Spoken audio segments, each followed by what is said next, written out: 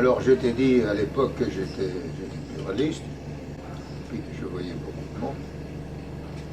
Et on avait entendu dire, comme ça se disait, bon, on entendait parler de ça, de cette fusion.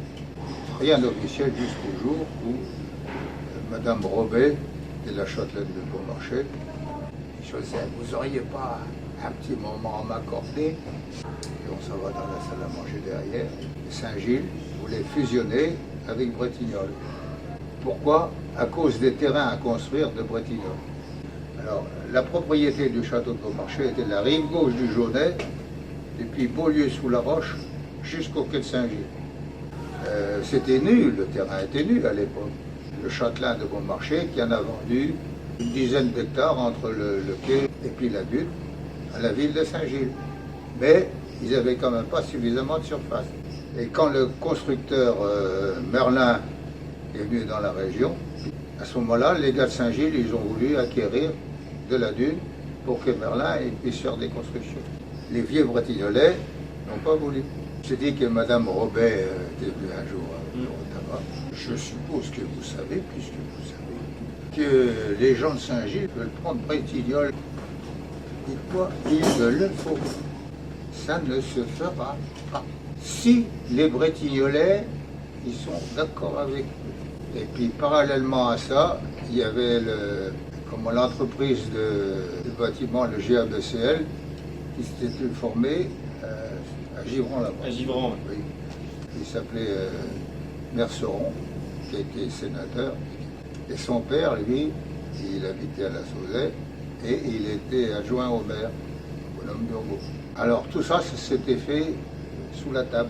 Tout ça parce que le GABCL, là-bas, il avait toutes ces étendues, cette étendue de dunes, où il y a le camping du Jaunet, tout ça, ça en faisait partie. Et vous savez qu'autrefois, c'était la propriété de Beaumarchais et non pas de Saint-Gilles. Hein? Et vous en connaissez l'importance, je vous en prie. Avec mon camarade Minos, je n'avais pas parlé hier, on a fait notre enquête et puis on a fait le soulèvement de Bretignolles contre le projet. La municipalité de Saint-Gilles est venue à la mairie de Bretignolles. La mairie qui se trouvait à côté de chez Lebert. À côté de chez la boulangerie Lebert à cette époque-là. Oui. Et quand ils sont arrivés, les 5 ou 6 voitures de Saint-Gilles, Madame Robet était à côté avec moi. Elle a dit, quand on le verra, le ragon, vous me le dites tout de suite. Alors il y avait 5 ou 6 voitures qui étaient déjà arrivées, puis qui s'inquiétaient là. Je dis, tiens, le voilà. Ah! Alors elle me tire à vitesse pour se mettre devant. Elle s'est arrêtée pour ne pas nous passer dessus, elle s'est arrêtée. Le wagon, il était sur la gauche, c'est pas lui qui conduisait. Moi, j'ai ouvert la portière, et puis elle l'a pris par la gorge ici, puis elle était costaud, Madame Robet. Et puis elle l'a tiré sur la route, et puis elle dit, monsieur, ce que vous voulez faire ne se fera pas. Nous ne le voulons pas. Ces terrains, autrefois, ils appartenaient à Bretignolles et ils resteront à Bretignolles. Parce que tout ça, ça vient de notre famille de Beaumarchais. Et ça, on en a beaucoup sur le cœur, et puis ainsi de suite. 150 ou 200 personnes, mais dans les jeunes, quoi, des gars que j'avais soulevés.